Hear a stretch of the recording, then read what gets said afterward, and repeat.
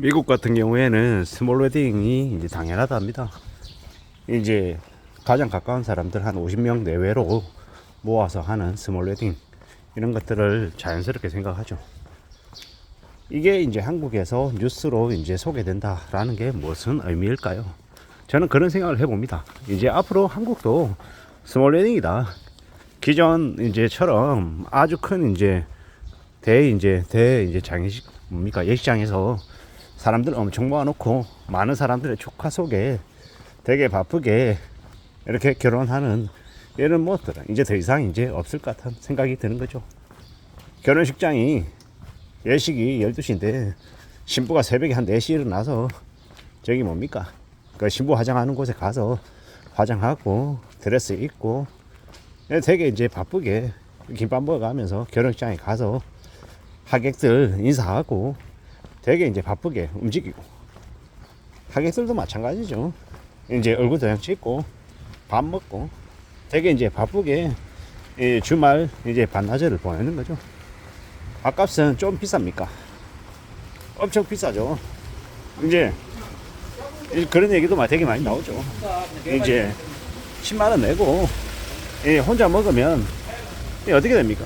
밥값이 뭐 10몇만 원이어서 이제 저기 뭡니까 최의금 낸 것보다 밥값이 더 비싸다 뭐 이렇게 얘기해서 최의금 이제 5만원 택도 없고요 10만원 내도 이제 답이 안 나오는 경우가 부지기 있습니다. 물론 이렇게 결혼식을 뭐 남기려고 하는 건 아니지만 비용이 너무 과도하게 들어간다는 거죠. 그리고 그런 이제 그 비용이 이제 결혼을 앞두고 있는 사람들에게 어떤 마음을 갖게 합니까? 결혼을 해야 되나 말아야 되나 엄두도 못 내게 아예 그냥 엄청난 장벽이 되어서 사람들 앞에 이제 놓여져 있죠. 나중에 시간이 지나면 어떻게 되겠습니까? 그냥 동거하고 그냥 혼인신고하고 그냥 사는 사람들도 아마 많을 것 같습니다. 정말 이렇게 가까운 사람들만 모여서 스몰 웨딩 하는 거 되게 현명하다라고 저는 생각합니다. 그리고 이제 앞으로 이제 이런 것뿐만 아니라 다른 것들도 점점 이제 허례의식이 사라지고 실질적인 것에 집중하며 사는 사람들이 많아질 것 같습니다. 왜 그렇게 될 것 같습니까? 그렇게 해야 살아갈 수 있으니까. 앞으로 경기가 되게 안 좋아서 불황이 이제 깊어져서 사람들이 이제 예전만큼의 이 여유로움, 호사로움을 부리지 못하는 거죠. 그러면 이제 결국 이제 더 빡빡해지고 더 힘들어지더라는 겁니다. 그런 이제 상황들을 외면할 수가 없는 거죠. 점점 이제 그런 현실 속에서 살아가게 되는 게 우리가 이제 감당해야 될 일이다 보니까 참 많은 생각들이 드는 거죠. 앞으로 살아가는 우리네 현실이 얼마나 빡빡할까라고 생각하면 뭐 다른 데 볼 필요도 없죠. 이 나라 일본이 지난 이제 1990년 초부터 해서 이제 겪었던 이제 그 험난한 시간들. 그 시간들이 결국엔 이제 한국에서도 다시 벌어진다. 아니 한국판으로는 좀 더 빡세게 일어난다라고 생각하면 맞죠. 이런 무서운 일들을 사람들이 그렇게 뭐 호들갑 될 필요도 없지만은 그런 것들을 인정하고 살아가는 삶이 만만하지 않다라는 걸 받아들여야 되는데 그다지 그런 것들을 크게 못 느끼는 사람들도 많은 것 같습니다. 그런 것들을 볼 때 무슨 생각이 듭니까? 세상 살아가는 게 수월하지 않은데 정말 힘든데 너무 우습게 생각하는 사람들이 많이 있는 것 같다라는 겁니다. 한심한 이들이죠. 여전히 자신들이 뭐 되는 것처럼 목에 힘주고 다니고 폼 잡고 여전히 외차 끌고 다니고 빚내 가지고 해외여행 다니고 오마카세 즐기고 홍캉 즐기고 능력이 되는 사람들이 그렇게 하는 모습은 그냥 부러운 모습. 야 좋겠다 여유로워서 얼마나 좋을까 이렇게 생각하는 거고, 능력이 없는데 그렇게 하는 사람들은 어떤 사람들입니까? 정신 나간 사람들인 거죠.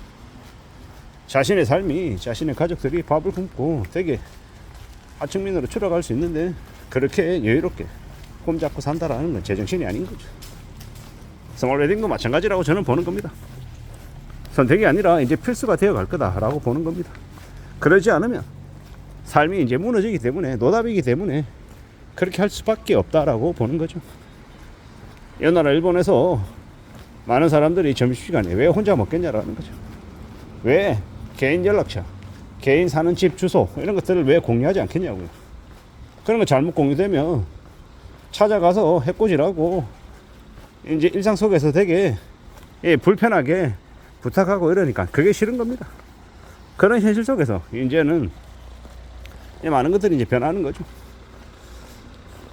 최근에 무서운 뉴스도 많이 나온다고 하더라고요. 백화점에서 뭐 남성이 나쁜 선택을 했다 뭐 이런 얘기들도 나오더라고요. 그런 거 보면 무슨 생각이 듭니까? 이거 정말 많이 안 좋은가 보다 라고 느끼지 않겠습니까? 저도 이제 다른 데서 이렇게 판매하는 판매 업체들 만나면 그런 생각이 막 듭니다. 많이 안 좋답니다. 많이 예사롭지 않답니다. 그런 얘기 들을 때마다 겁이 이제 덜컥덜컥 나는 거죠. 내수가 많이 안 좋다. 오프라인은 말할 것도 없고 온라인 시장조차도 지금 상황이 안 좋다라고 말하니까 말입니다.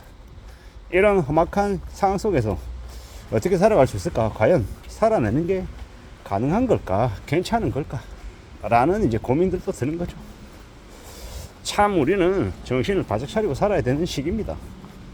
누군가 남을 믿고 남에게 의지하고 남이 나에게 도움을 주겠지 이런 생각 말고요. 스스로 이제 주어진 상황 속에서 이겨내고 견뎌내고 극복하고 또 뭔가를 만들어 나가겠다라는 각오로 사는 거 말고는 답이 없는 것 같습니다. 꽤나 지금 예사롭지 않다라고 이제 인정하고 살아가야 되는 거죠. 험한 시대를 살아가고 있는데 험난한데 괜찮은 것처럼 별일 아닌 것처럼 생각해서는 안 되겠다라는 거죠. 언제든 우리는 좀 더 우려스러운 좀 더 염려하는 그런 마음들 그런 생각들을 가질 필요가 있겠다라는 겁니다. 절대로 우습지 않은 거죠. 지금의 상황이. 근데 그걸 우습게 생각하고 만만하게 생각하면요. 그럼 이제 큰 코 다치는 것 같습니다. 큰 일이 벌어지고 있다라고 생각하고 두려운 마음으로 살아야 되겠습니다. 지금이 2025년 5월이잖아요. 이제 한 달 반 좀 지나면 2025년 7월 되면요. 대출자들에게 가산금리 1.5% 부과되고 대출 한도 축소되고 그러면요. 부동산 시장은 더 이제 엉망이 되는 거죠. 2025년 하반기부터 건설사도 부도난다고 하고 금융업체들도 연쇄 도산한다는 말이 계속 나오고 있습니다. 그럴 만큼 지금 상황이 예사롭지 않습니다. 우리들 개개인들이 어떻게 살아가야 될지 어떤 마음으로 움직여 갈지에 대해서 잘 좀 정리를 해놔야 될 것 같습니다. 내 마음가짐과 내 태도와 내 의지가 나의 인생을 결정해 준다라고 봐야 되겠습니다. 그런 생각들이 좀 많이 드네요. 어떻게 살아가야 될지 어떤 각오로 움직여야 될지에 대해서 진지하게 생각해 가야 될 것 같습니다. 참으로 쉽지 않은 상황에 놓여 있다라는 거 우리는 조금 더 정신을 차리고 분발하며 지내야 될 것 같습니다. 이상입니다.